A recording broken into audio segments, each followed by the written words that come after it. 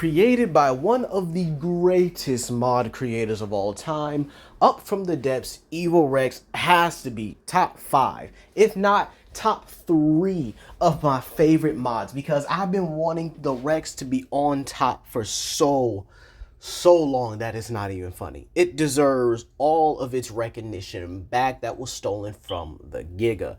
And well, today we're going to see if the Evil Rex can survive in the world of Monster Hunter, okay? We're going to do the standard thing, but since it is a solo video, it's obviously we're going to do this by parts, right? Food, and then competition, and then obviously, ecological impact. That's what I'm going to do at the end. So possible evolutions and stuff like that. But overall, this creature should actually be good, considering the sheer fact we are going to be putting 20 Rexes thrown into this Monster Hunter environment, which will be the Primal Forest, which I have not used yet. And so I actually do like this environment for multiple reasons. Now, as for the scaling and tiering of the Evil Rex, it actually should be much stronger than the Wyverns, considering the regular Rexes are equal to the Wyverns, which are around the city block levels in terms of their destructive capability and the lore behind the Wyverns as well. These guys definitely should be a lot stronger. Now, the Evil Rex is actually the, well, obviously much better upgrade of the Rex, being able to crush bones probably much better and much easier, being able to bite through the likes of armor. You can actually use these guys to take out rock golems. So yeah, they're actually like ridiculously impressive. They can even stomp through rock as well, which is actually a very good ability and can help you clear out any base area if you need. So in all honesty, yeah. But since they're above the regular Rex, this does mean that they do come equipped with obviously the bone crushing bite. They also have a tail swipe, and their roar actually is able to scare and stun some of the prey animals on the island, like pterosaurs and even ichthyornis. These guys are a saving grace when it comes to like the ichthyornis and stuff like that. So these guys are pretty vital. They're also able to prey on some of the stronger herbivores like the sauropods, like brontosaurus, or if you go for like modded creatures, diamantinosaurus, brachiosaurus, who will also be getting a solo video just like this one, but probably a bit shorter and a bit differently, because as we all know, herbivores in Ark are pretty simple when it comes down to how they handle everything, But now on to its taming method. Now, these Rexes can actually be tamed via a passive method. You see, you have to be able to kill another dinosaur and drag it towards the Rex. The Rex will sniff it, and then it's going to eat it. It's going to see you, and it's going to be like, okay, you're cool. We can... I can be around you and stuff like that. And so over time, you might have to repeat this, or the Rex will definitely request something. It might request, cuddles or pets and stuff like that, maybe a couple more corpses. And then after that, in all honesty, that you got your Rex.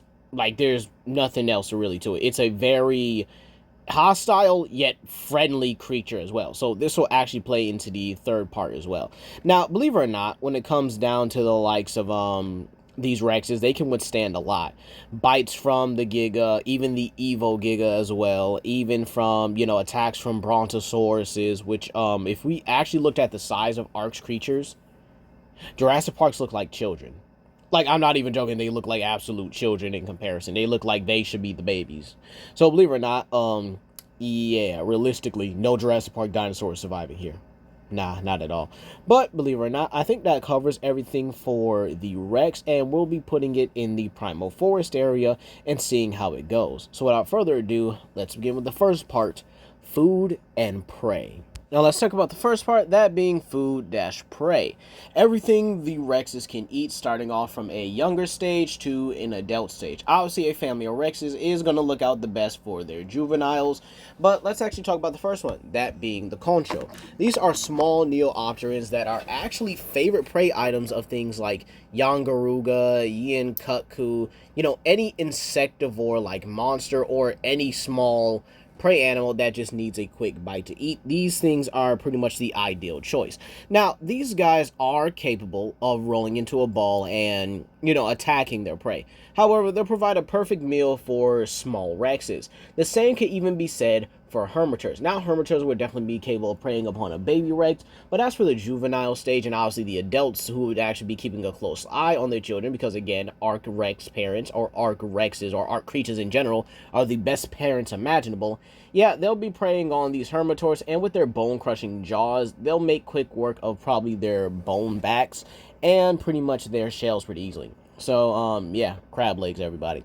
Next up, we have Slagtoth, and I don't see any reason why this thing would not be on the menu.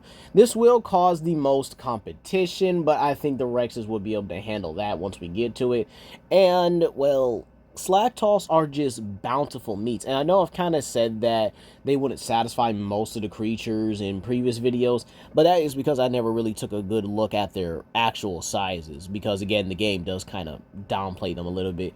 But overall, yeah, Slagtoths would actually be a great meal for a Rex duo or a Rex family. Next off, we have Congalala and the Emerald Congalala, both being around their Conga species as well. And yeah, these guys will provide a decent meal. Now again, Congalala may actually take some time to get used to because of, again, if it's farting capabilities, you know, which is a anti-predator defense. Man, I ain't gonna lie, I wouldn't rather hunt you either unless I was able to like dive bomb you and get you. So any ground dwelling predators hunting this thing, you have my hat. You have my utmost respect. Nargacuja and Najarala, y'all braver than most because I would not be able to hunt anything that could literally fart in my face. I'm just saying. And the Emerald Congalala apparently has a much more potent stench, apparently. Like, nah, I understand the Rexes may actually be very capable, you know, in taking one of these down. I mean, they would probably just manhandle it easily. But again, I do think it would take some time to get used to because of the fart. But overall, yes, Congalala and the Congas would make a very great meal. Next off, we have the Hermitors. Now, or the Diamond Hermitors, I should say, excuse me. Now, obviously, there is the regular Hermitor, but there is also another Hermitor called the Purple Diamond Hermitor, which apparently has possible poison usage, and that's usually how it is when it comes to like purple creatures. They're usually more more poisonous and more aggressive than what they were before. But again, the same way with the Hermitors, I definitely think Daimon Hermitor would probably go out of its way to try and snap up a baby Rex, only for it to get caught by the parents and then torn to smithereens. Now again, without being in desert environments, both of these Hermitors would meet very gruesome and painful ends. Having your shell cracked open or torn open and then just being eaten from inside of your shell is probably not the best way to go. But next off, we have the Quechua, both the regular and the Ash variant. Now, excuse me, these guys are kind of interesting. They can easily get away by climbing up and scampering trees, because again, they are known to, you know, go up in trees and hide from predators that cannot climb trees, which is why Nargacuja is an absolute problem. However, Quechua also need to come down or lower themselves at certain points to actually dig into trees and, well, eat the insects. And Ash Quechua actually ventures on the ground a lot more than its tree-based counterpart. Plus, they do go into open fields to prey on an abundant amount of conchos as well. So, with those factors in mind, the moment these guys are out in the open, they're Rex food. There's no ifs, ands, or buts about it. And I would even say that if a Rex decides to ram down a tree and even trap a Quechua, then that's pretty much it. It's over from there on. But next off, we have the Gypsroses, both the regular and the purple. The purple one might be able to get away because of its toxic venom or its poisonous nature, but I kind of see the Rexes taking advantage of it regardless, especially with the fact that the Gypsroses love to play dead, which is not a very good idea. I mean, that might be able to fool us, but the Rexes are going to grab it, probably crush it a bit more just to get it to squeal, and, well, now you're in the jaws of a much stronger predator. Good job, Gypsros. Good job. But next off, we have the Gravioses, both the regular and the black one. Now, regular Gravioses, I'm going to say this, and don't worry, I will be applying the same logic to my Kenu Udra Hunt Gravios video, but I actually see Gravios being a prey item at the end of the day. Probably not a common one, but if a group of Rexes actually decides to, like, hey, Y'all want a Gravios today? Be like, heck yeah, man, let's go get some. Then, yeah, they should be able to take down a regular Gravios by wearing it out and possibly applying its more armor and bone-crushing bites to the wings. However, Black Gravios may be an absolute no. These guys are much more dangerous than a regular Gravios and are much stronger, okay? They're much more dangerous, stronger, more durable, and they have a much better control over their blast and fire-based attacks. So, believe it or not, this is not going to go too well for even a group of Rexes. The only way I can kind of see it is if they bite it, get a decent bite in, and then they all retreat and then let that bite kind of wear it down over time, and then take advantage of it when it's at its weakest. So, believe it or not, I do see the Rexes being able to get a large majority of their prey. And even some of the competition I am going to name will become prey animals. I could also see them kind of gorging themselves on insects probably at their younger years or at their more juvenile years, which would make a lot more sense, as I do think things like Gravioses or even Black Gravioses would prove to be a little bit difficult, and they may actually hunt them on occasion, kind of just being like a rare occurrence, being like, all right, so this is kind of like that time of the year or that time of the month where they decide to like collectively hunt as a group and attack Gravioses. And this may actually become where some of the Rexes actually do adapt and evolve to become Gravios specialists, which is a possibility in Monster Hunter, as some creatures do adapt the ability to be able to hunt down larger, slow-moving prey, which is why Deviljho is having such a hard time adapting to other environments. Yes, that will also be another video. And so, with that being said, the final prey score I can definitely give it is just a simple 9 out of 10. They thrive. They actually thrive when it comes to, like, the prey list and the prey scores. They can easily take down a large majority of these creatures, and in the case of Gypceros, if it plays dead, you're basically offering yourself up on a platter in order to be eaten. So, believe it or not, yeah, I don't see too many problems with them on the food chain, or with them actually having to hunt down a lot of these animals. I mean, they hunt down things like Brontos, Diplos, Diamantinas, and Paraceratheriums, and if they want other carnivores, they can easily get other carnivores like Aloes, Carnos, and even the likes of some of the modded ones like Meraxes and stuff like that. So, believe it or not, I actually do think that these Rexes actually do succeed more often than not when it comes to the food chain. But now, let's move on to the next part, and that being the threats and competition. Now, moving on, we have threats and competition. Everything here is going to be an actual threat to the Rexes, alright? And I am going to list them from least to greatest. These threats are going to be to baby Rexes, to adult Rexes, so we'll be discussing all of them. But let's start off with the least likely. The least likely threat to the Rexes is Mizutsune. Mizutsune really doesn't target large prey animals, and honestly doesn't really fight a predator unless the predator comes to it. So, in all honesty, Mizutsune is likely to just try and get away from a Rex rather than straight up fight it. But again, I could probably see a Rex likely being bold enough to challenge a Mizutsune and even trying to eat it. Mizutsune's water pressure could definitely offset the Rex as well. But overall, I don't really see these two interacting a whole lot. Also the same with Malfestio. Malfestio himself can definitely prey on other creatures like Quechahuacha and even the Ash variant, which means it's very likely competing for prey. However, in terms of like actual disputes here, the best it could do is definitely use that Shriek to confuse the Rex and then get out of there. Maybe its Pawling could likely also help disorientate the Rex and pretty much just get it out of there, but Malfestio is not doing anything physically to the Arc Rexes. Next up, we have Zinogre. This one is definitely going to be a territorial and prey dispute, but I could also see Zinogre trying to target any young Rexes that, well, are around. And again, like I said earlier, they stick close to their parents. So it's kind of a no-brainer in all honesty.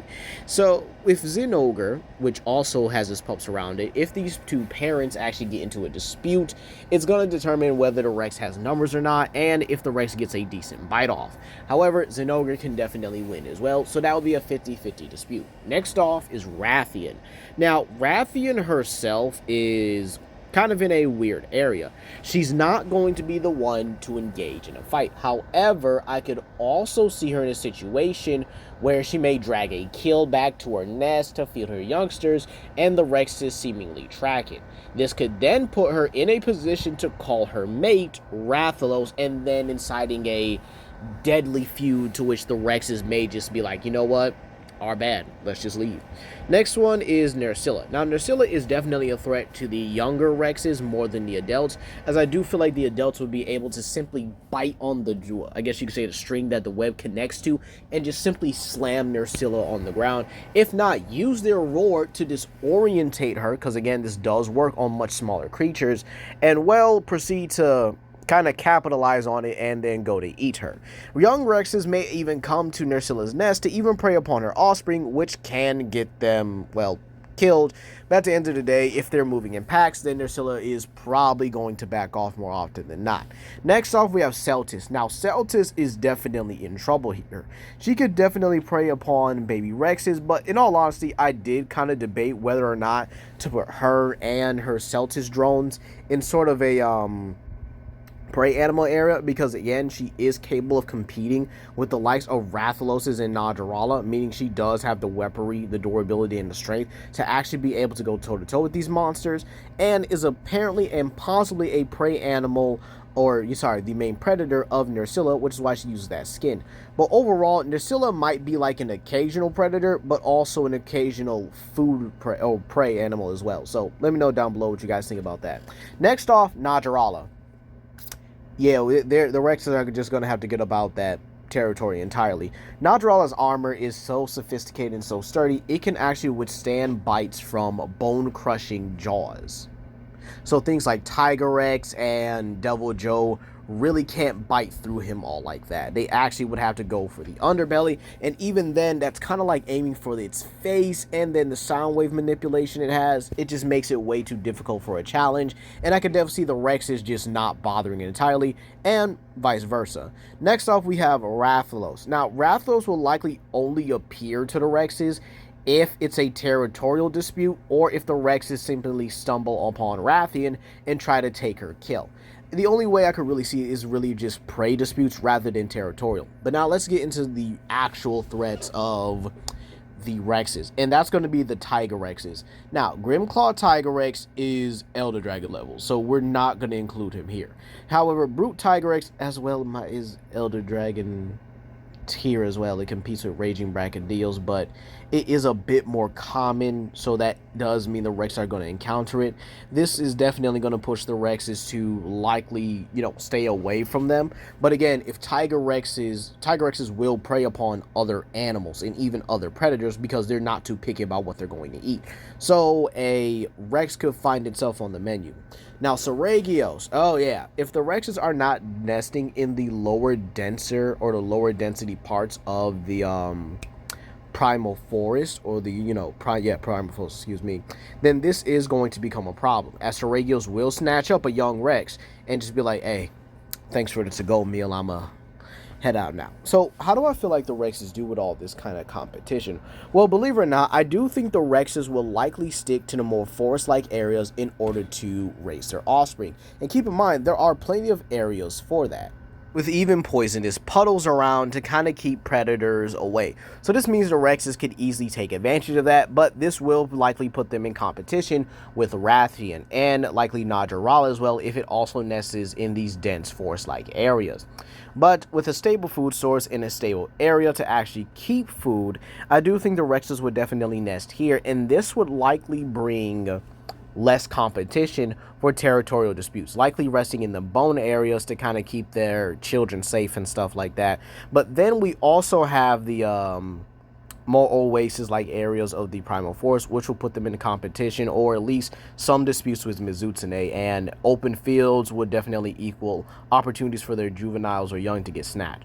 So believe it or not, I do think the most common animals, or the most common, competitors that the Rex would definitely have to face are the likes of Rathian for territory, Tigrex, because Tigrex can prey upon the Rexes and stuff like that, and will even go out of its way to do that.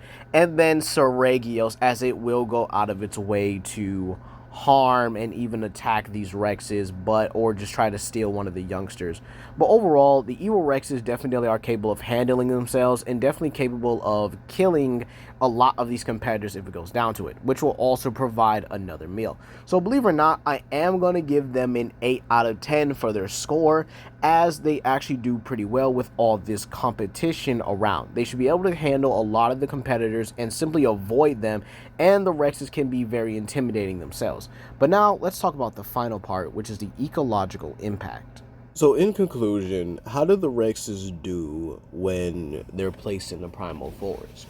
Well, believe it or not, the evil Rexes actually do have a solid 9 out of 10 for prey items, and then a solid 8 out of 10 for competition. Believe it or not, I think that would actually give them a solid chance. So they actually do thrive at the end of the day. You see, the Rexes are going to have to do a little bit of adjustments. I do think they could likely weaponize their roar, meaning they're probably going to pull like a Tiger Rex and just kind of weaponize that, meaning their lung capacity and muscles would definitely grow stronger.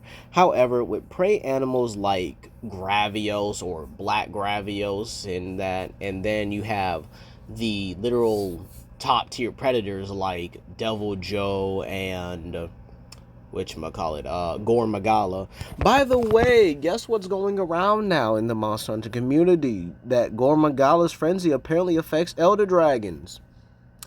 Yeah, I know these newer players are just, oh my god, just so horrible. And even then, I'm seeing people say that Arcveld beats Elatrion because he can bend Dragon. Yeah, I know, it's absolutely ridiculous right now, but back to this video as of hand.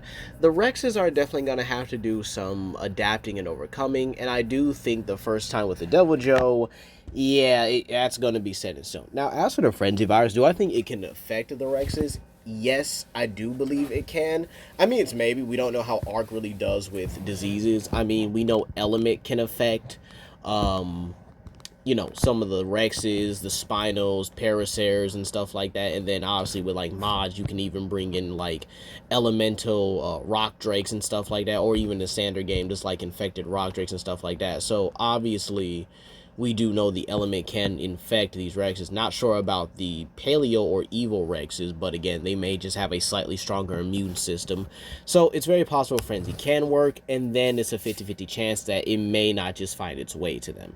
So it's kind of up for debate, but obviously with their taming method, the hunters are going to benefit greatly from having a Rex on their side. It's very possible you could likely tame an entire family or a group of these Rexes by simply bringing them a kill. I mean, imagine if a hunter slays a Devil Joe, but just drags the corpse back to a family of Rexes and allows them to feed on it. But I do think he would definitely harvest the dragon element or the dragon sac out of it so that, these guys don't get any infections no time soon, or have to really overcome the dragon element status of it, because it may actually kill them, because again, dragon element is very dangerous and volatile when it comes to certain monsters trying to consume it and everything.